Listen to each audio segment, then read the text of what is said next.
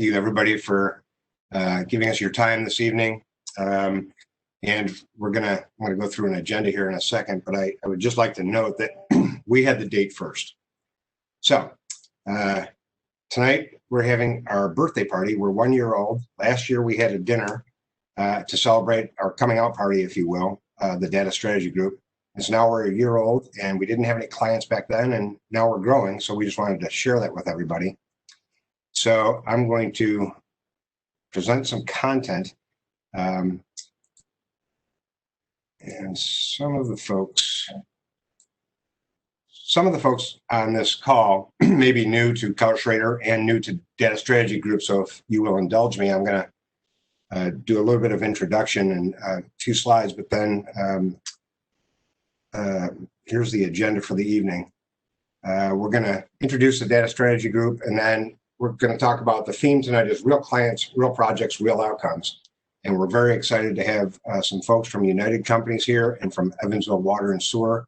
And they're going to be talking about the engagements and the work that we're doing with them. And then we're going to open it up for some Q&A. A couple of housekeeping notes is in your top right corner, there is the second icon to the left. If you open that up and go far left, you may want to select the active speaker icon, which will give you a nice full screen on this deck. And then when people are speaking, everyone will be muted except for the panelists.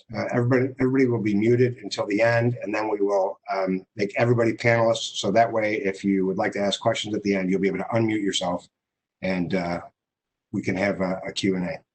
So we're scheduled to 8:15. We might end a little bit early, but let's get into it.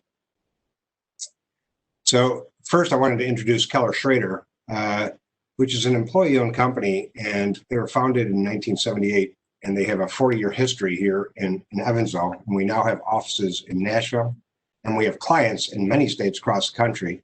But Keller Schroeder is an organization that is focused on people and performance.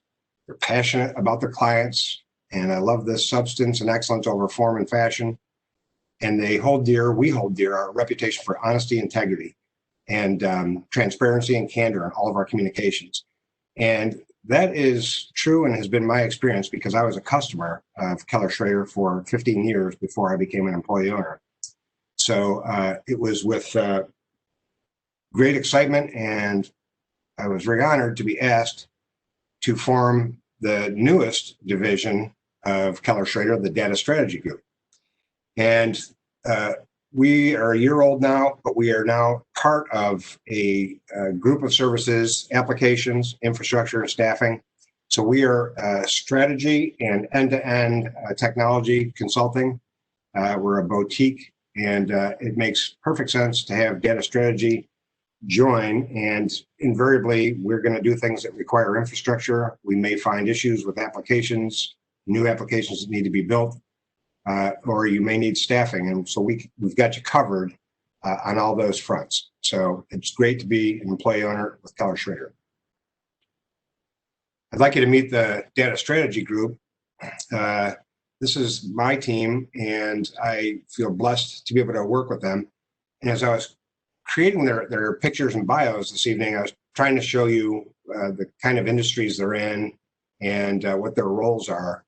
And what struck me as I was doing this is you'll see most of them are either entrepreneur or management consultant, meaning that they have been consulting or have developed businesses or are working on their own businesses, ventures outside of work. And I think it speaks to that innovation and entrepreneurial spirit that makes them such a great team to work with. So what do they say? You're supposed to surround yourself with smart people, and I've done that.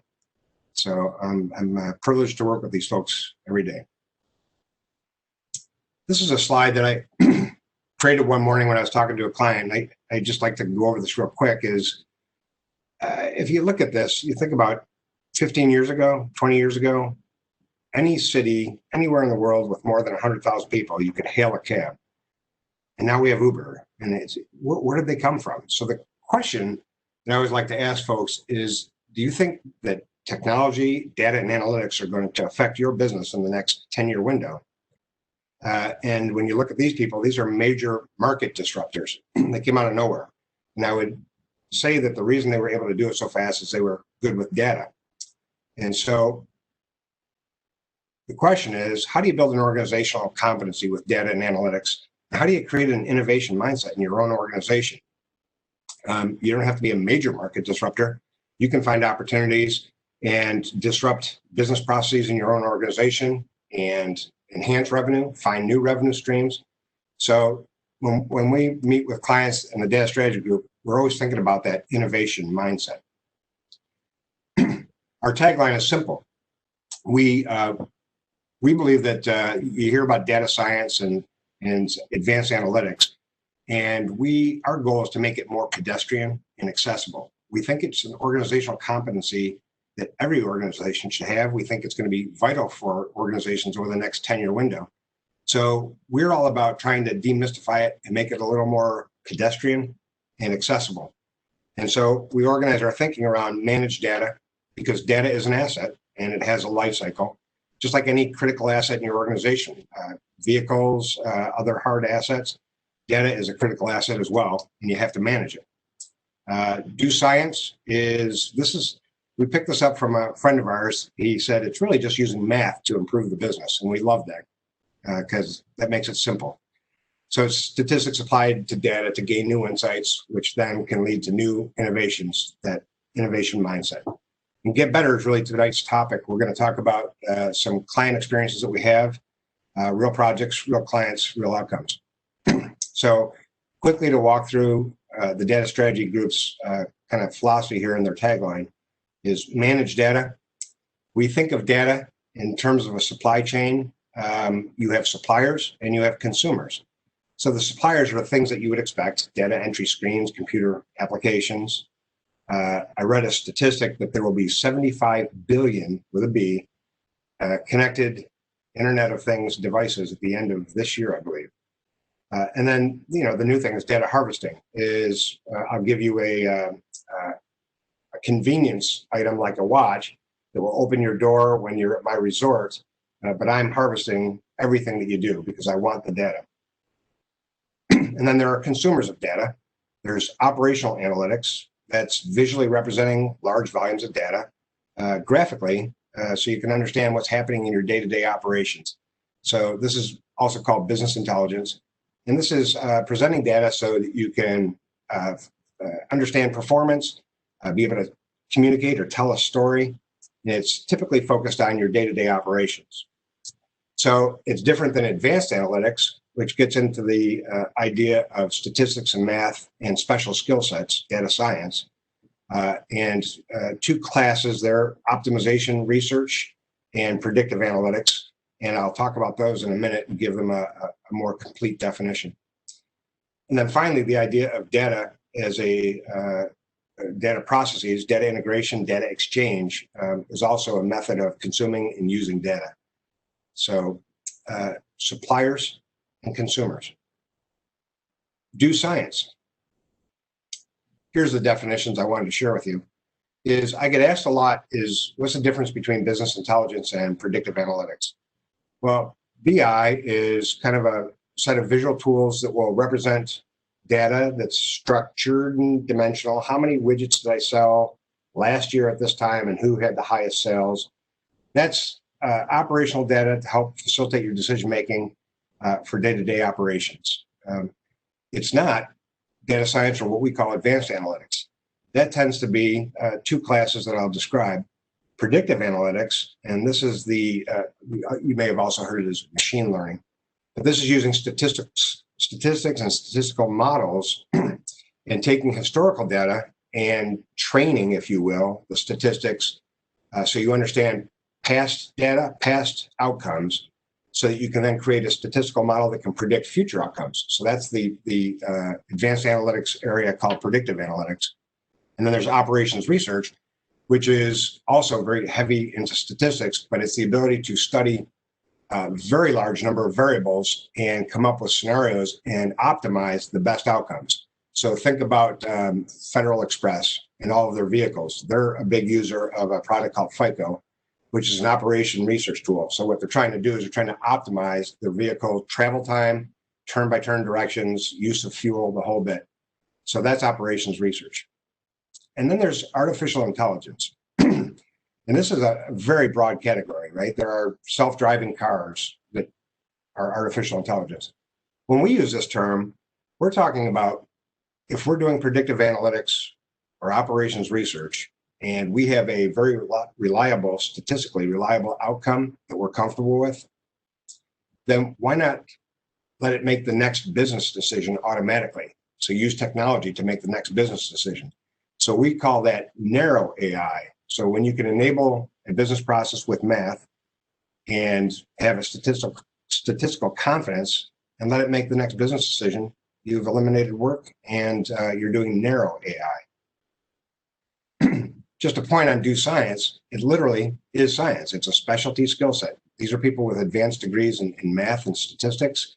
They literally follow a scientific method of having a hypothesis, researching, studying, trial and error, which are not popular terms in corporate America. I'm going to try and fail a lot.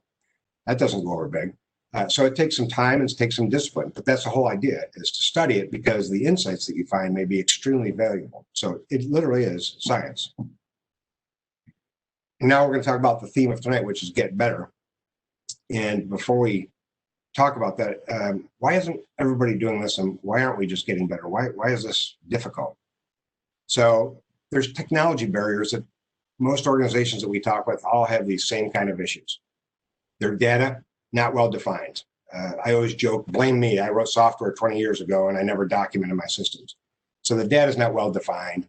And if I don't understand the data very well, I might not understand data relationships. So the joke, ask Bob in IT, he probably knows. The second thing is that data, it tends to be in silos. Each business application has its own database, and it's in silos by design because we introduced a concept called the relational database years ago that broke data out into tables to make it more efficient for processing. Well, the problem is it doesn't easily come back together for analytics. Then you have data sprawl and redundancy. I built a SharePoint system. I created a new application, and I'm using a lot of the same data. And before you know it, you've got customer data in 3 different locations. So that becomes a challenge. And then finally, data quality being bad. How does data go bad? Well, if I don't define my data very well, I might not define the relationships between multiple data elements. And if I don't define those well, then the screens that people do data entry in, those data suppliers, might not catch errors. And that's how data gets bad and gets into your system. So those are some of the technology barriers that we help clients with. And then there's the cultural barriers. Data's turf, knowledge is power, and change is scary. So when we talk about artificial intelligence or automating things with statistics, that can be scary inside of an organization that hasn't been prepared for this, or it's not clear how we're using it. So it's important to explain why you're doing something and get people involved. So how does Keller Schroeder's Data Strategy Group help organizations? Well, we have a bunch of strategy services where we can help you. So we do strategy consulting. We do enterprise architecture design and build roadmaps. We have partners that work with us to do lean process analysis and value stream mapping and performance management, goal design and goal alignment, and then organizational change management, the cultural aspects. We have all these capabilities in our strategy services. And we also have analytic services. And these analytic services are laid out in a framework that we developed that's free and downloadable on our Keller Schroeder website. And so we have a soup to nuts framework that will tell you how to build, define a data strategy for your organization, build the business case to support it and get it sponsored, how to find or surface use cases, analytics, things that you can do that save money, make money, how to design the organization and create organizational readiness, technical architecture and tools, how to set up the platforms to do the data science and to manage the data, and then basically get you set up and start doing your own use cases and statistical research and being good with data. So wouldn't be a presentation if we didn't have a NASCAR slide. So these are our technologies and partners, and this is just for Data Strategy Group. Keller Schroeder, a much broader organization, is partners with all of the latest technologies, and they can consult you on everything to do with information technology. This is just Data Strategy. Our talk tonight is sponsored by TIBCO and Bayheim, which are two partners. And there are many tools that we're familiar with, that we've worked with, but the ones that we're specifically partners with, I've circled with the orange circle. And TIBCO is, there's many tools that can move data and manage data.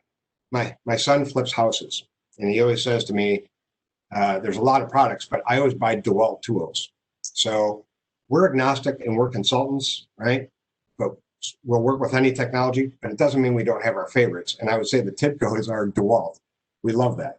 And the Bayheim is a consulting organization that helps us implement TIBCO and do software development. Very talented group of individuals. We also have, I need to move this here.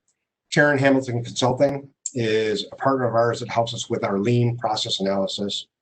Second Sight is our mentor, Ruben Van Deventer, who's worked with us for several years. He's developed a company that is, for lack of a better term, a data accounting platform. It'll help you inventory your data, give it value, and then manage the risk of it. It's great stuff.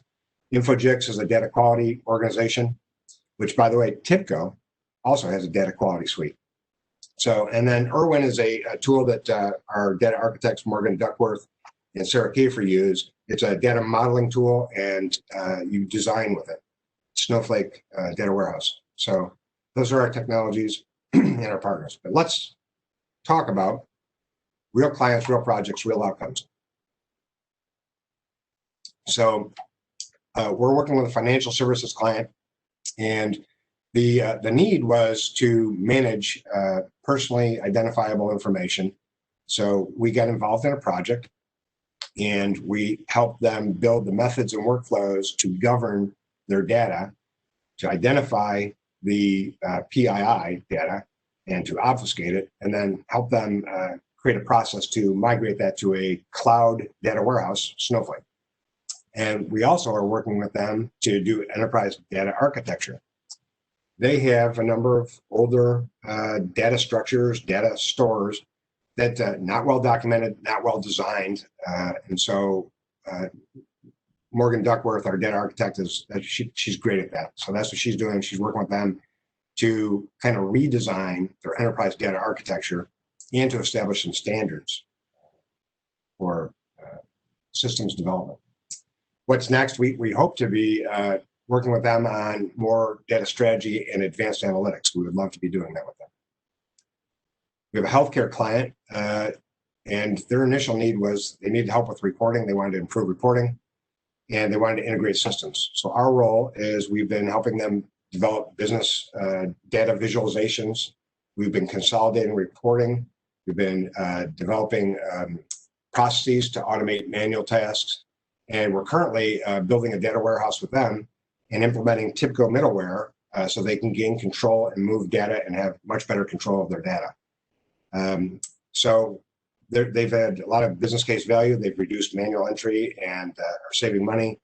And the middleware also integrates. They have been very acquisitive, so it allows them to use it like a translator and talk to multiple EMR systems, but then translate it back to a common system. So we're going to be working with them on that. And again, want to get into some advanced analytics with them and start creating an analytics use case portfolio. We're working with a transportation and logistics company, and they're looking to modernize their enterprise architecture. And where we stole the term, they were looking for opportunities to use math to automate processes. And then their other need was they wanted to improve visibility and transparency for their B2B clients. So we've been involved in a technology assessment, been analyzing their math algorithms that they have, and proposing some alternatives that are a little bit more advanced. And very cool, we're getting involved in B2B data visualizations. And now we're assessing the potential for a B2B data exchange where they can present data to their clients that they have a right to have access to, and then they can download the data and use it for their own reporting or whatever they would like to do with it. So very exciting, great organization, and we hope to continue to get into more advanced analytics and develop a use case portfolio with them. But tonight, you should hear from our clients, and we're very excited to have Amy Romaine-Barron and Doug Pettit from United Companies, and they're going to share with you tonight the kind of work that we've been doing with them. So if you'll bear with me a second, I'm going to stop sharing and allow Doug and Amy to present to you. So I've done that. And Doug and Amy, you should be all set. We're here. Can you see and hear us? All right, so I'll jump in first and then Amy will come. By the way, Tom, you were not clear on logistics. Was it okay that we went ahead and jumped into the bourbon, or the timing supposed to be a little different? Ladies and gentlemen, this is going to be a fun presentation. Yeah, just kidding. Here's the full bottle you sent me. Thank you. And to be honest, you didn't have to bribe me, but it was a good bribe, so I appreciate that. Very nice, nicely done with the touch, Mallory. Thank you. Hey, it really is a pleasure for me to speak on behalf of myself and then also the United Companies, and Amy will go a little bit deeper. But I guess I have a bit of pride in what I'm seeing from Tom and his team, and talk about it here in just a second. But when we do go back a ways, in a previous life, I was the CIO at Vectren, and Tom actually worked for me. And about 5 years ago, I asked him, I said, I've heard about this big data stuff. I don't know what it is, but can you go figure out what the application is for us here? We have an awful lot of data in our business. And what can we do with it? What are we not doing with it that we should be doing? Are we keeping it correctly? You know, what should we do? Oh, by the way, go do that, build a practice, but you have to really figure out projects that will pay for themselves. And so gave him no money, no budget, but somehow he did it. He built a fantastic team, many of which are with him today at Keller Schroeder. Brian and Josh and Cody. So really, really excited to see what you guys have built there. Well, Tom and I both left the company at the same time at the transition and sale, and I was blessed to go to work with Amy and her father, Ron, at the United Companies.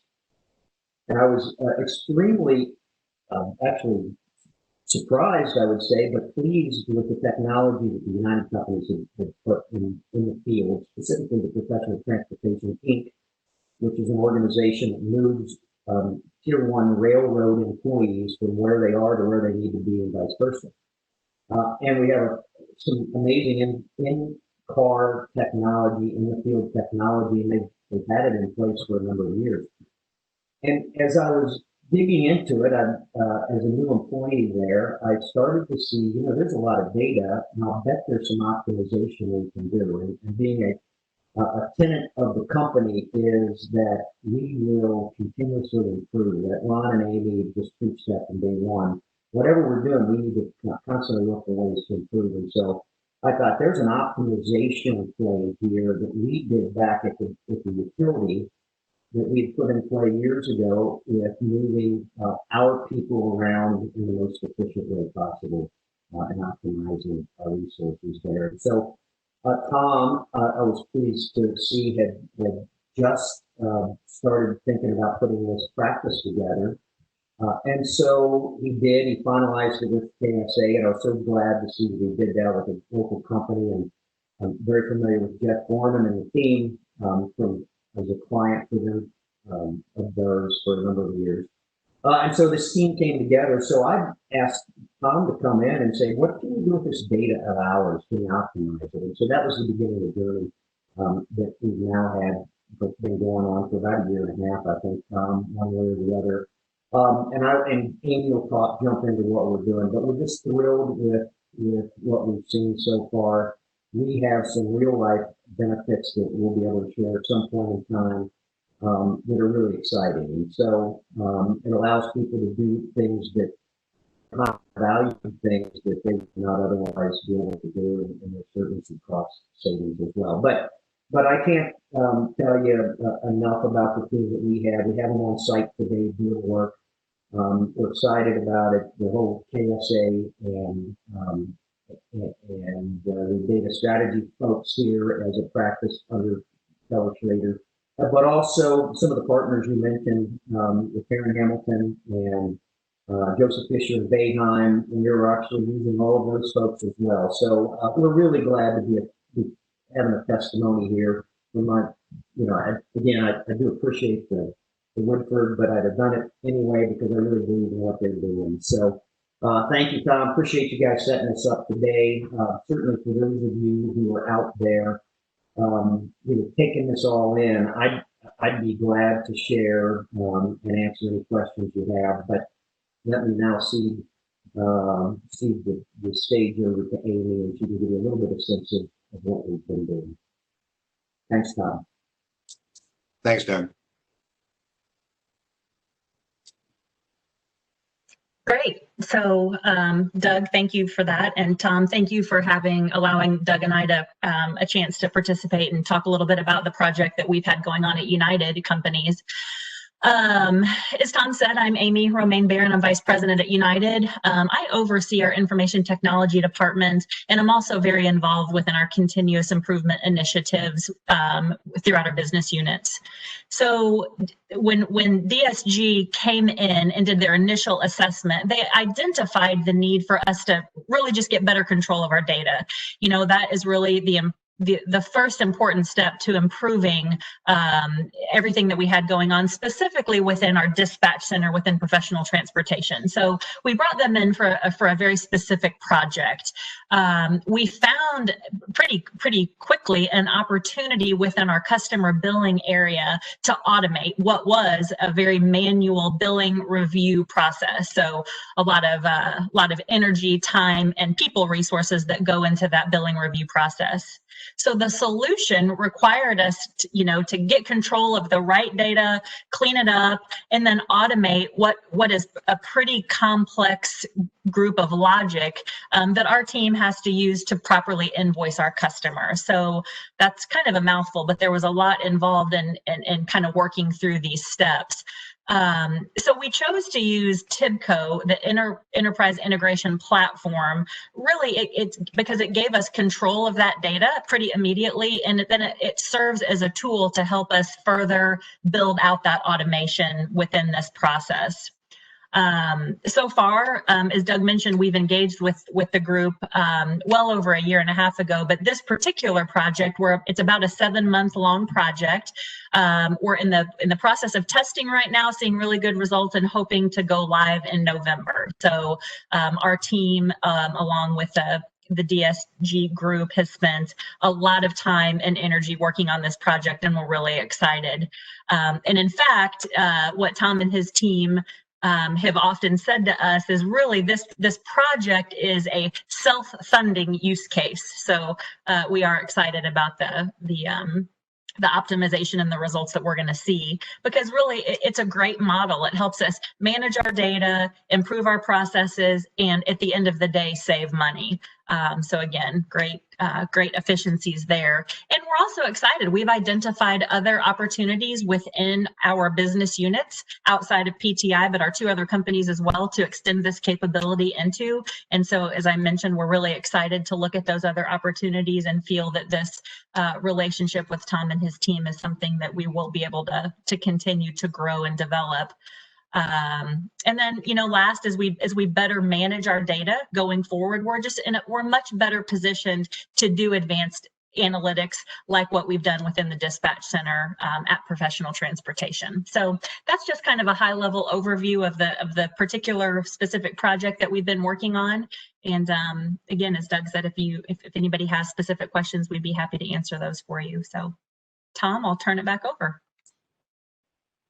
Thank you, Amy, so much. And people will be able to unmute themselves at the end so that we can do a Q&A. So if you're wondering why people aren't asking questions, we'll do that at the end.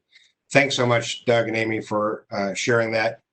And next, I would like to introduce Chris Moody, So United Companies was our first client.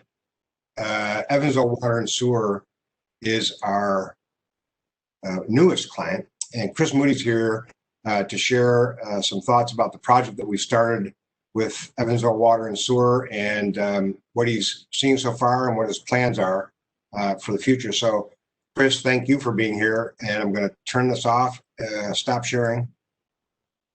And then Chris, you should be able to, you're in presentation mode. Can you hear me now? Can hear you. All right, cool. All right, as Tom said, my name's Chris Moody. I work for EWSU. I've been here for about 2 years. I knew Tom and his team from Vectorin. I worked with him and Cody and Brian and Josh. So there was always, their cubes were right next to ours for the web team. So we always heard about big data and analytics and all that. So when I got to the utility, we noticed everything was very siloed off. We didn't have a lot of integration points. There was a lot of room for improvement. So one day, Brian asked me, he goes, "Hey, Tom wants to have lunch." So we all sit down and have lunch. And if anybody knows Tom, he's always got a question. So he starts picking my brain about just data and processes and just seeing how everything is. And a couple months roll by, and we start looking at this a little bit more heavily. We reached out to Brian and Tom, had them come in and actually have a workshop with our executive team. So we had accountants, we had our water and sewer plant superintendents, we had customer service supervisors, we had literally our entire executive team. That workshop was great. We went over a lot of use cases. We kind of gave them a better understanding. Tom did for what analytics can do and kind of what we need to look for with data. So with that being said, we had about 10 more presentations where if anybody's seen one of Tom's slideshows, not too many people can do it better. So we showed it to our other groups. We broke down just a little bit a layer lower and kind of went through. And throughout this, all these meetings, the last thing we did was we had them give us use cases that they thought would be beneficial to their department. And we compiled a pretty hefty portfolio of those use cases. And it gave us our target of where to start. So then we went to, okay, which product do we use?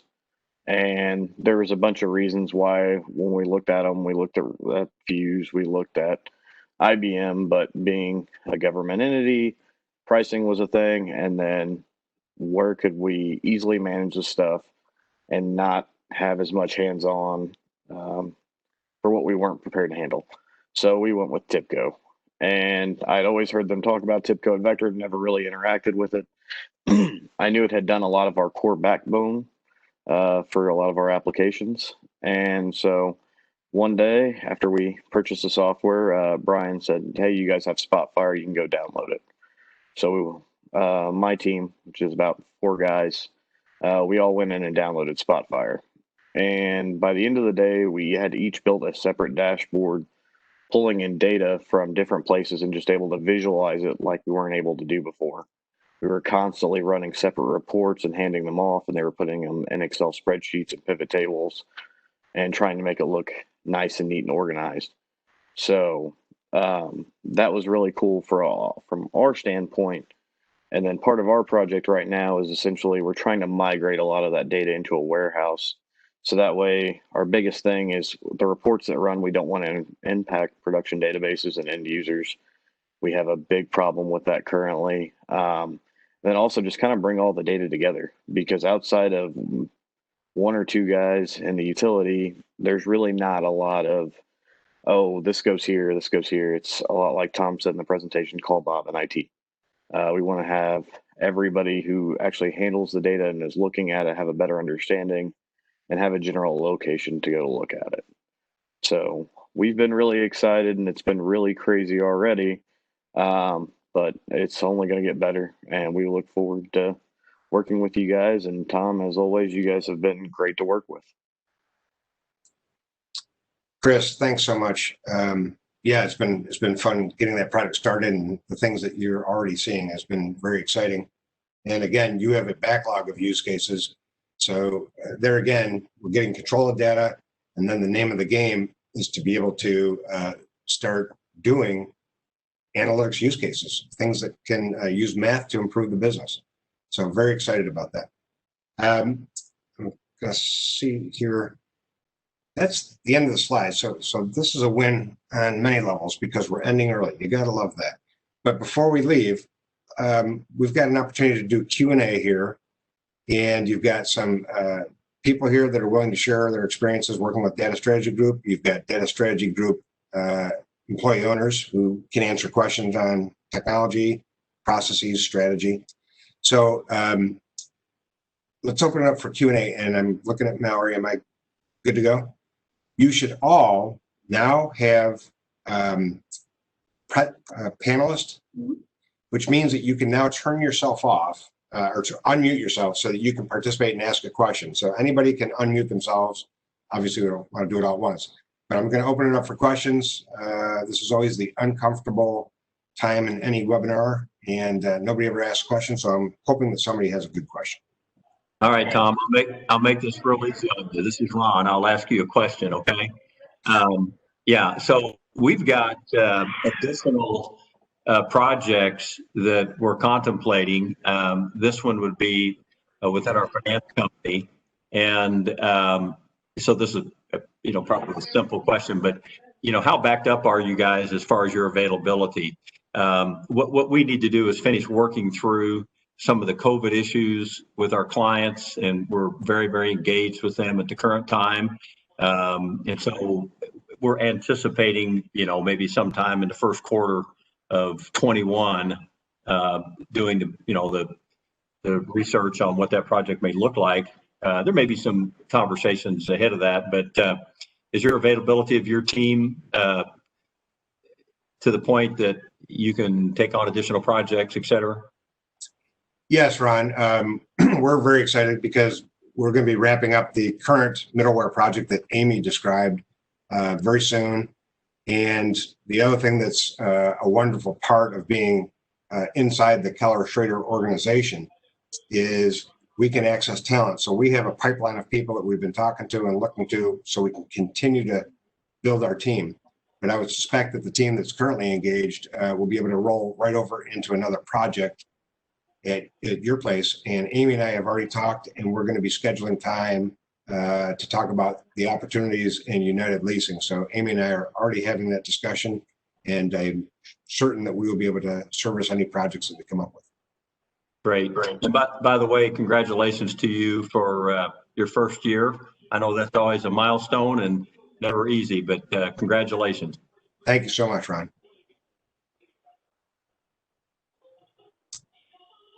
Hey, Tom, Ruben, congrats to the whole team. This is awesome. Great milestone. And who would have thought right there in Evansville? You guys are doing a great job. Quick question to you and the broader team. As you're building digital assets and expanding your data science group, how do you do that responsibly? I know I've had a lot of conversations with both your team as well as your team. How do you do that responsibly and bring in some of the capabilities to limit or prevent digital risk that often grows with data assets and digital assets? That's a great question, Ruben. And fortunately, I can handle it. I always get nervous when you ask me a question because I need jobs. So I would say that I think the answer, or the question you're asking, the answer would be that the tools that we work with, we're following standard traditional technology practices, so that when we work with data, we make sure that we follow all the same protocol that you would for any other technology project. And then the vendors that we work with, TIBCO being our DeWalt, the security is built into their platform. That's what they are. They're bulletproof, and that's one of the reasons we like them so well. So when we data at rest that we store, if we create a separate data store, data in motion, if we move it, it's protected every step of the way. And then if we egress data up to the cloud outside of the environment, if the client wants to do that, we have Azure specialists inside of Keller Schroeder. So we work with them to take advantage of all those security technologies as well.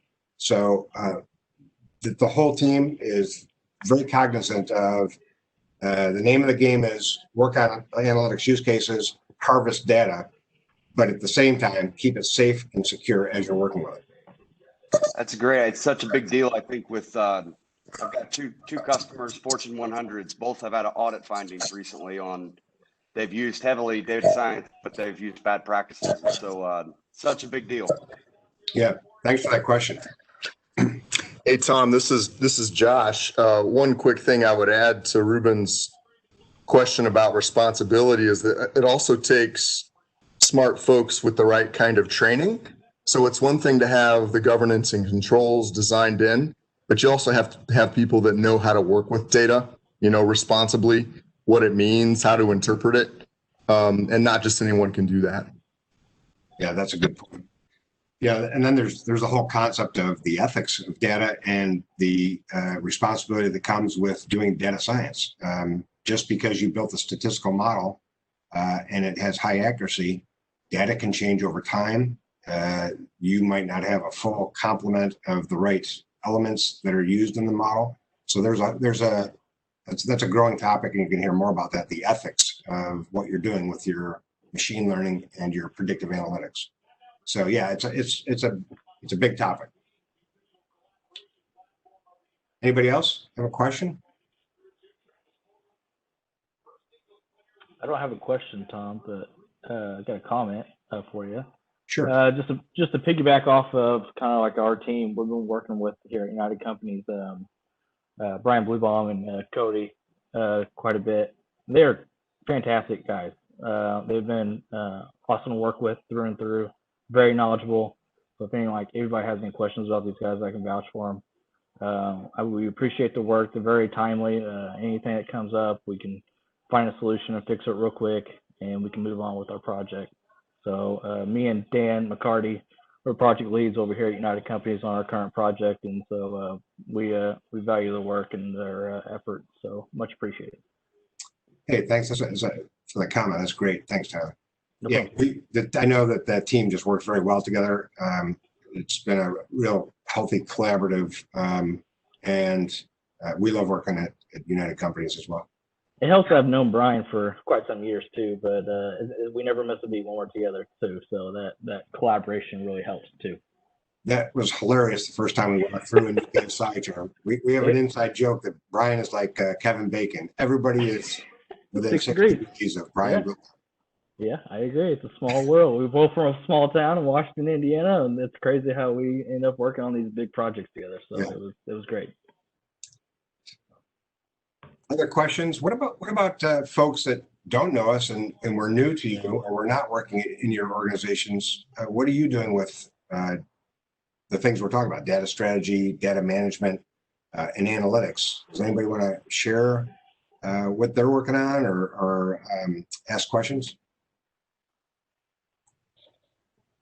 Tom, this is Kelly at Berry Global. I'll speak up a little bit, and probably there's more folks to chime in on that as well. But happy birthday to the team.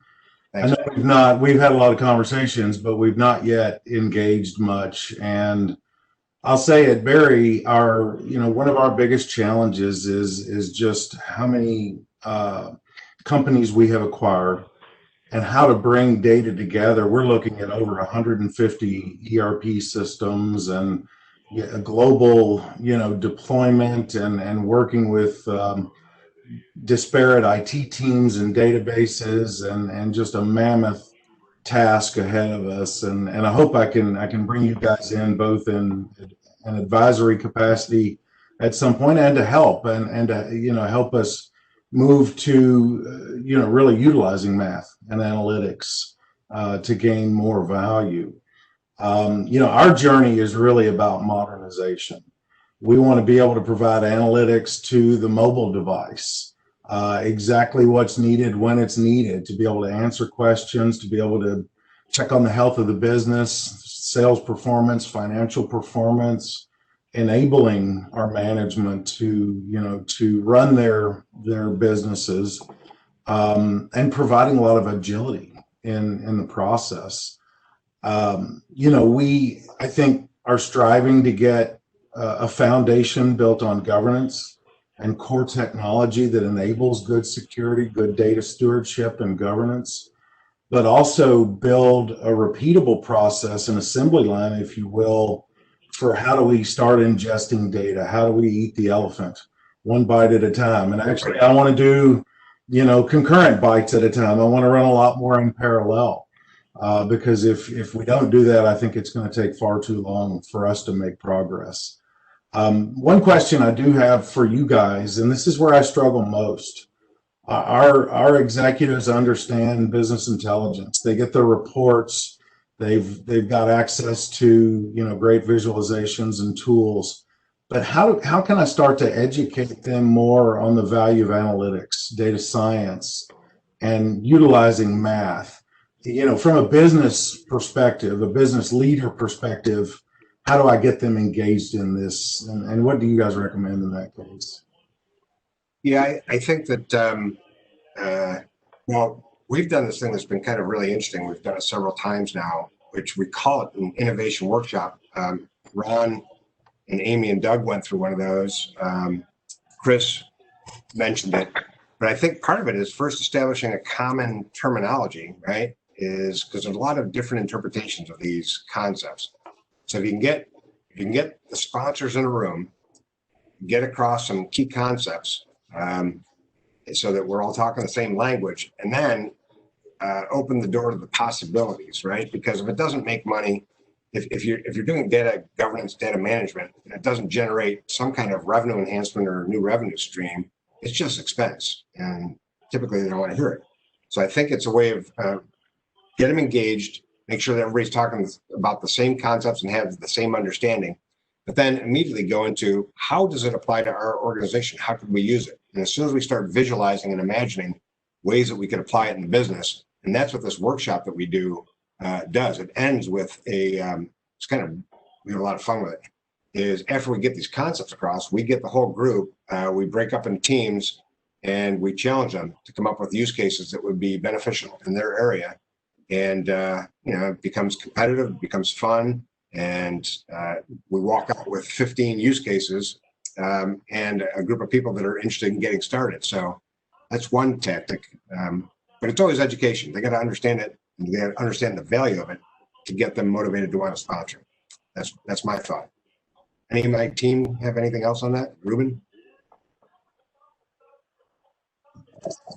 Hey, Tom, I'll just add, this is Josh Pack again.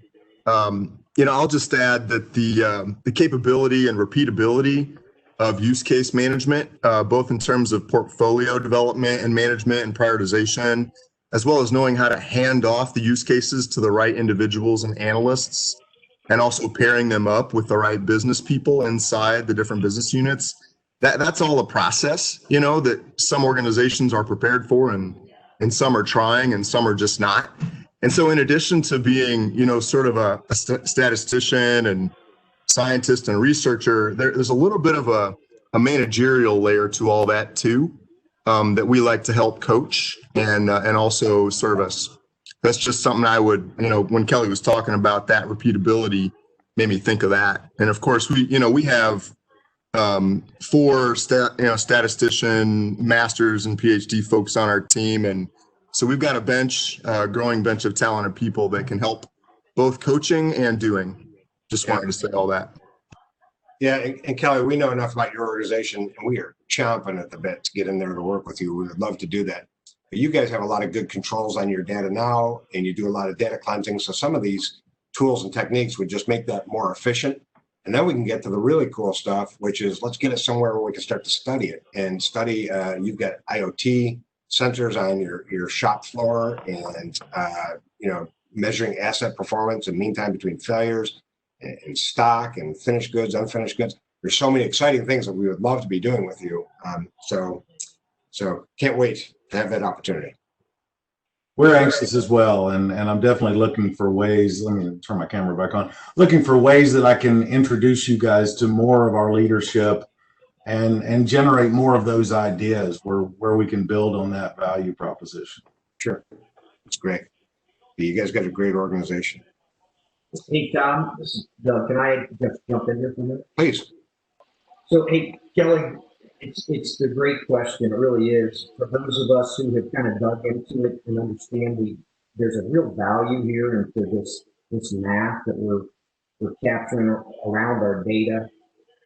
And Tom and I did this at Veteran, and then I just had the opportunity to pull him in and do it with my new CEO, with Ron Romaine. And it really comes around, dig into your worst pain point. Let these guys dig into it. Find out where you can go with that. But I assure you, you can take a win to your boss, to Tom Salmon, that you can take in there that will then open the door.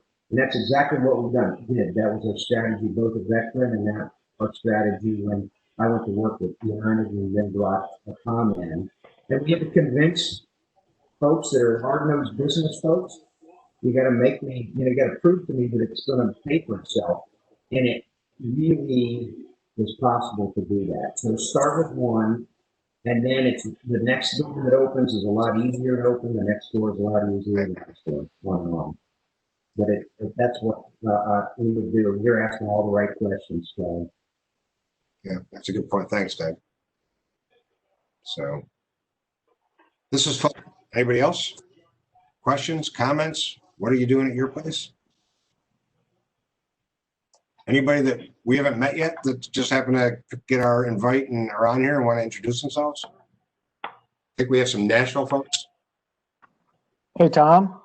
Yes. Mike Mintline here from Romaine Automotive Group. How are you this evening? Hey, Mike. How you doing? Hey, I got to say thanks so much for the gift box. I have 3 little girls that just inhaled those cupcakes just a minute ago. So, they said not all of them. They left me one. Hey, in our business, we have a lot of third-party, off-the-shelf applications that we use. We have different vendors that are pretty specific for automotive. And the thing that really interests me is the middleware that you're discussing, how that can pull that data from those different third-party vendors and come together into a one single application or dashboard that we can use to then make decisions. I guess my question is, how does that really truly pay for itself in a retail environment? Well, I'm not sure how it would pay for itself. I could go out and talk to you about it. But what's great about this concept of middleware and the techie people will call it an ESB, an enterprise service bus, is your systems are designed to not talk to each other. And then you have software as a service vendors, and you have, think about all the business applications that you have that are unique to your business. And they all have their own individual applications, their own individual databases. They're designed to do the function that they do as efficiently as possible. They're not designed to give you access to that data to do analytics. And then analytics typically benefits from a broader view. You might want to have multiple data points from multiple systems where the big ideas are. And that's what middleware does. We like to call it data plumbing. Typical probably isn't flattered by that, but we call it data plumbing. And Jeff Gorman, our president, actually made that joke again today. Is as I was saying to him, I said, you put plumbing in and you can end cap it off. But the point is, if you can get plumbing into the house and you can get the first floor bathroom with running water and a shower and a toilet, it's not going to be long before everybody else is going to want running water in their area of the house. And that's the beauty of it, is that you can expand it out. And once you have access to those systems, let them do what they do best. But also, I want access to that data because there's things I might want to do. And when you pull all that data together and put it in a separate place, then you can study it, you can find opportunities, you can tie systems together. Your business process might have 4 stops to do manual steps. And with that integration, I can automate that. That's what we're doing at PTI. Is Right. the self-funding business cases, we eliminated some manual work that paid for the product. Right. Now I got control of the data, and now I can study it for the cool stuff. So I think that's how you make money with it. It's going to be interesting to look at. I appreciate your time. Yeah, thanks. Thank you. Good thing about that, Mike, is that we already have the plumbing in place, so we just need to get the PBS talking to Dynamics, and then what I can't recall all your other systems you have there, but I know Yeah. Dynamics and PBS are the two biggest ones. So There's probably 4 more that we got to tie together. So it's a little intricate. yeah, so we're already there. And then we can get into back at PTI, got control of the data. Our aspiration is to start to do dispatch optimization, right? And maximize the utilization of assets. In your organization, Mike, it might be to study consumer behavior and look for patterns and ideas that might, I don't know, close a deal faster. First, go ahead. Tom, I was just going to say, yeah, there are tons of well-known and well-studied use cases, analytics and data science and predictive use cases in retail, kind of across the board. So that's a great topic to talk more about. Sure. Sounds great. Thank you. All right, we're almost at the hour. Is there anybody else that wants to jump in with a question or just to say hi? How are you? Introduce yourself if we haven't talked to you before.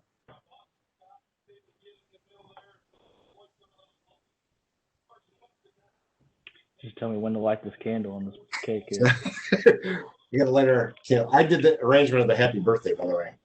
How'd it come out? It looks good. Yeah. Well, happy birthday from PTI. Thanks, Ty. No problem. Well, hey, I really appreciate everybody giving up their time this evening and follow up with us and ask. We're here. We'd love to talk to you and understand what your needs are. And we're good at helping apply the technologies to your business problem, but you know your business best. So if you talk to us and we collaborate, we can find ways to make money, save money, which is my favorite thing in life. So again, thanks. And we're going to end. Last chance. Anybody have any questions? Any thing that they want to share before we go? Amy and Doug, Chris, thank you so much for presenting tonight. Really appreciate that. And we look forward to continued work and doing good things with you. Thanks, everybody. Thank you. Thanks, guys. Thanks, Tom. Happy birthday. Thank you. Thank you.